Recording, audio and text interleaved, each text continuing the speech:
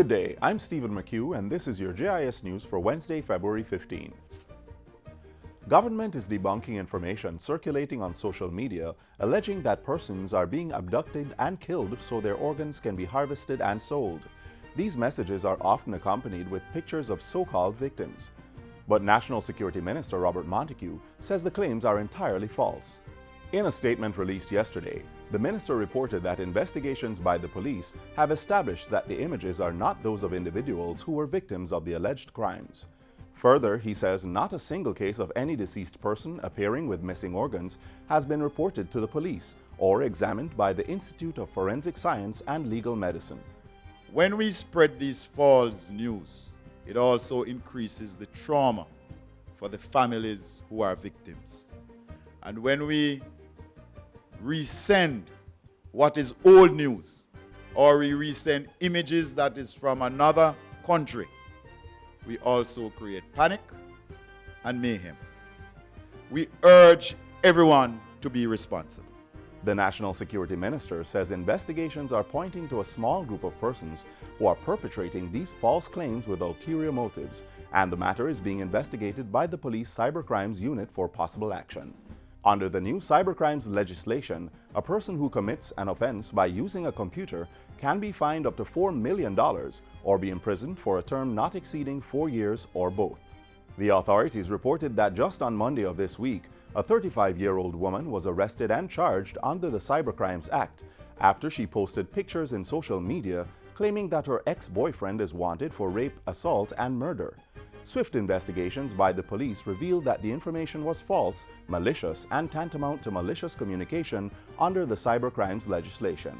Persons who are victims and who have concerns may contact 119, CTALK, or use the Stay Alert app, which is now available in the Google and Apple Play stores. A new school building is being constructed to deliver the Department of Correctional Services, DCS's educational and vocational program for inmates incarcerated at the Tamarind Farm Adult Correctional Center in St. Catherine. Ground was broken on Tuesday of this week for the $3.19 million project, which will benefit over 200 inmates.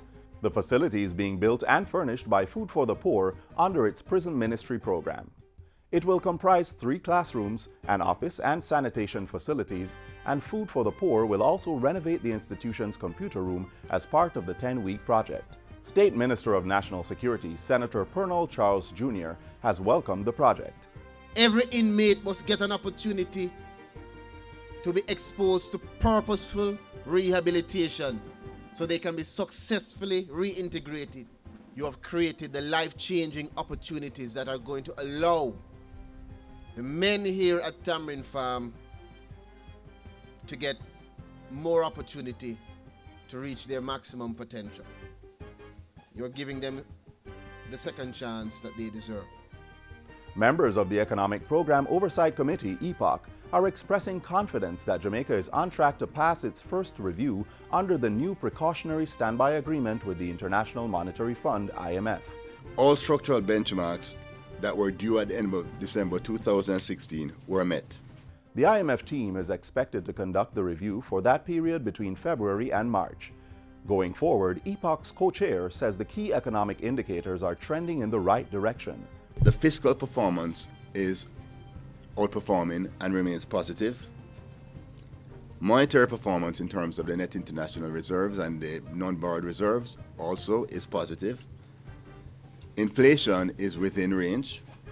The structural benchmarks have been met under the program. Therefore, we are quite confident and hopeful that we will continue to build on this solid platform going into the second review period ending June 2017. By the end of this fiscal year, the Jamaica Fire Brigade will receive 2 new fireboats as government moves to boost the agency's firefighting capabilities on land and sea.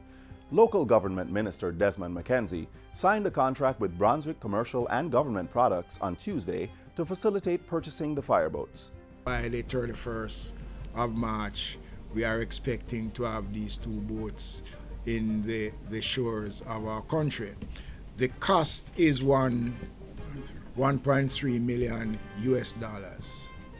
And this was secured and done. We got the necessary approval from cabinet in order to facilitate, to expedite the purchase of these two very, very critical and important piece of response unit for the Jamaica Fire Service. Acting Commissioner of the Jamaica Fire Brigade, Raymond Spencer, says the new fireboats will significantly improve the services offered by his agency. We are cognizant that there are 5 ports, and we have seen a steady increase of cruise ships over the last year or so, and we would want to make sure that in the event an incident occur, because of the increased activity, we are in a position to respond effectively and efficiently to prevent what may have been a disaster. And finally, the National Water Commission will be training 150 of its employees in non-revenue water management.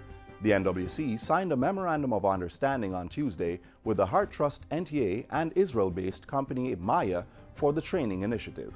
It's being done under the Kingston and St. Andrew Non-Revenue Water Co-Management Project. To ensure a highly skilled and dedicated non-revenue water team that can ensure the ongoing use of best practices after the 5-year period when the contractor's service term ends. Non-revenue water is currently estimated at 59% of the volume that enters the water supply and distribution networks. Under the Kingston and St. Andrew Non-Revenue Water Co-Management Project, that figure is expected to be reduced to 45% in 2 years and 30% at the end of the contract. And that's it for JIS News Today. I'm Stephen McHugh. Thanks for watching.